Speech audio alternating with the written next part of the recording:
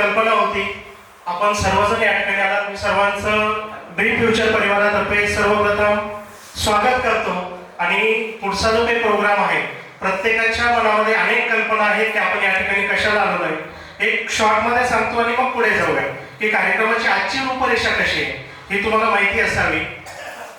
दुपारपर्यंतचा जो काही सेशन आहे, आपण सर्वजण डिजिटल क्षेत्रामध्ये, कॉम्प्युटर क्षेत्रामध्ये, शिक्षण क्षेत्रामध्ये काम करत आहोत. परंतु पाठीमागे कोरोनासारखी परिस्थिती आपल्यावरती आली आणि त्याच्यानंतर बरेचसे आपल्यामध्ये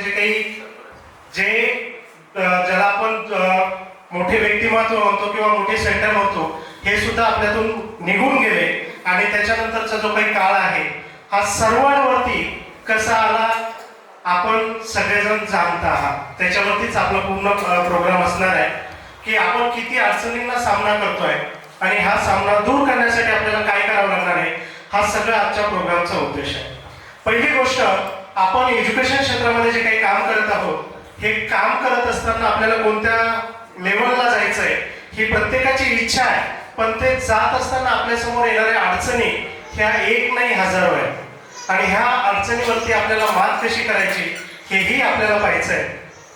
आजचा जो काही पहिला सेशन जो आहे, आपलं सगळ्यांचं स्वागत होतं. त्यानंतर ड्रीम फ्युचर संकल्पना काय आहे यावरती आपण चर्चा करणार आहोत.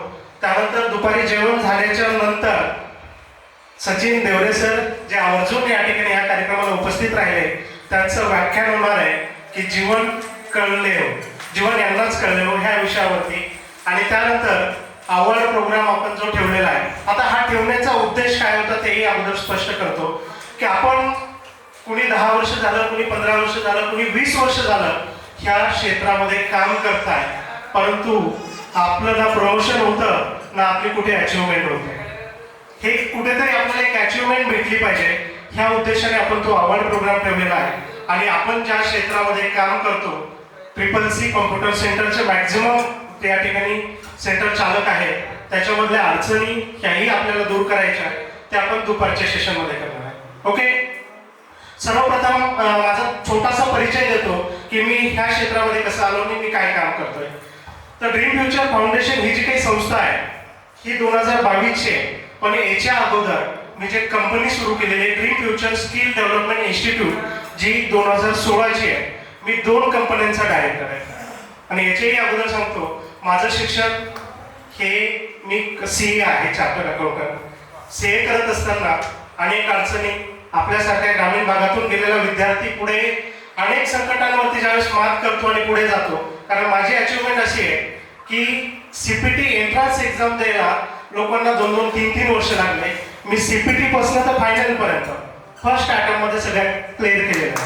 आणि हा जो उद्देश होता की ज्यावेळेस आपण बिझनेस करणार आहोत, कारण CA क्षेत्रामध्ये बिझनेस त्याच्याशी निगडीत आपण असतो, तर बिझनेस कसा करायचा आणि कोणता केला पाहिजे याच्यावरती थोडासा विचार केला. आणि 2016ला माझी पहिली कंपनी, तशी 2015 मध्ये ड्रीम फ्युचर मेगामार्ट आणि 2016 मध्ये ड्रीम फ्युचर स्किल डेव्हलपमेंट अशा 2 एज्युकेशन कंपन्या मी त्या ठिकाणी सुरू केल्या, ज्याच्या माध्यमातून आज आपण ऑल ओव्हर इंडियामध्ये जे एक्झाम आपण पाहतो, मोठमोठ्या जे काही एक्झाम असतील, जसं आता CET एक्झाम तोंडावरती आली, नीट एक्झाम असेल, MPSCच्या एक्झाम असतील, पोलीस भरतीच्या एक्झाम असतील, अशा एक्झाम कंडक्ट करण्याचं काम आपण शासनाबरोबर करतो. जसं महाराष्ट्रामध्ये MPSC एक्झाम होती, तशी कर्नाटकमध्ये KPSC एक्झाम होती, कर्नाटक गव्हर्नमेंटची.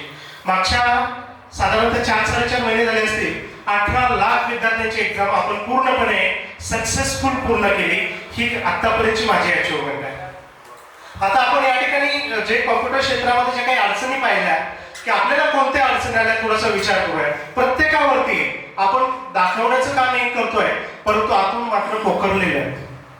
बरोबर, ज्यावेळेस व्हॅकेशन आपल्या समोर येतं, व्हॅकेशनची बॅच सुरू होणार आहे, त्यावेळेस आपल्यामध्ये उत्साह असतो की आता आपल्याकडे एवढे विद्यार्थी येतील, त्यासाठी आपण पूर्ण वेळ त्या ठिकाणी मार्केटिंगसाठी देतोय, मार्केटिंग करतोय. पण ज्यावेळेस व्हॅकेशन बॅच संपते आणि आपण आपला लेखाजोखा पाहिला जातो, त्यावेळेस समजतं की एक तर काठावरती किंवा लॉसमध्ये आहे. बऱ्याचशा जागेवरती ह्याच गोष्टी आहेत. आणि आपल्यामध्ये जी काही स्पर्धा निर्माण झाली, ही स्पर्धा निर्माण करणारे आपलेच आहे. हे काही दुसरे नाहीये. एकाने 2000 घेतले की दुसरा म्हणतो नाही मी याच्यापेक्षा कमी करतोय. आणि याच्या परिस्थितीमध्ये आपण आपलं अस्तित्व कुठंतरी विसरून चाललोय. आणि आपण आता एक विचार करा छोटासा आपण कॉम्प्युटर क्षेत्रामध्ये आहोत. लाखो रुपयाचं आपलं सर्वांचं इन्व्हेस्टमेंट आहे, बरोबर ना?